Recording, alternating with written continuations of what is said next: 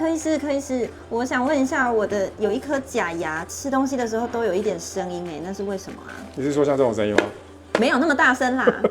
一般来说哈，假牙如果是有声音的话，要考虑几个点。第一个是不是有过高的咬合点没有调整，所以你吃东西的时候假牙就会撞击，发出过大的声音。第二个的话呢，是不是你的假牙有咬裂掉，所以有齿粉碎裂的声音，还有就是那个粗糙表面跟食物磨合的一个声音出现。那第三个呢，是不是假牙有松动的一个情况？